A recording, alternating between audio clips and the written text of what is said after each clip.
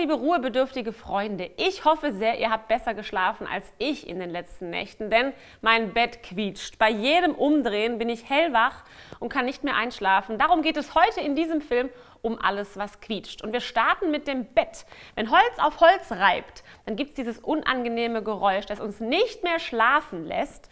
Und dieses Geräusch kann man ganz leicht beheben, und zwar mit der Entkopplung. Dafür brauche ich den hier und Filz.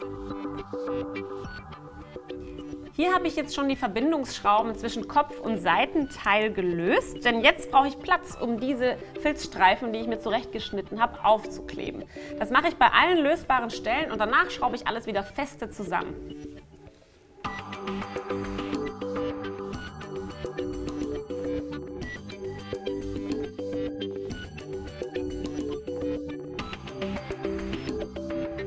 Wenn ich dann in diesen Schuhen auf dem Weg zum Bäcker bin, ausgeschlafen.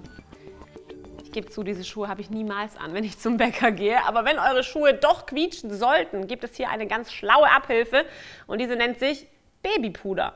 Einlegesohle rausnehmen, falls das möglich ist, einpudern und die Sohle wieder zurück in den Schuh legen und es hat sich ausgequietscht.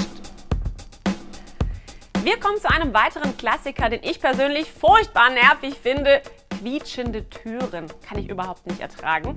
Hier ist auch wieder die Reibung zwischen Metall und Metall für das Quietschen verantwortlich und dem kann man ganz leicht entgegenwirken, und zwar mit selbst ausgestanzten Filzringen. Diese habe ich mit einem Locheisen bearbeitet, natürlich passend zum Zapfen.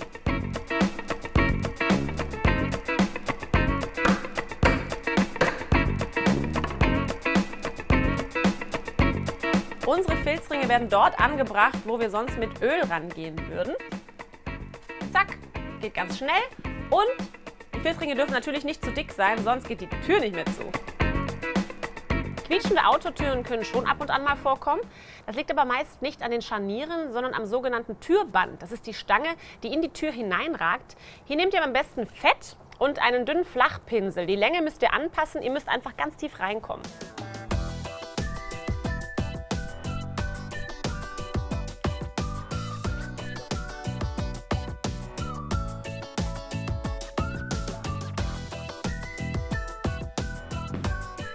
Jetzt habe ich euch doch genug aus meinem quietschfidelen Leben erzählt. Macht es gut, ihr Lieben!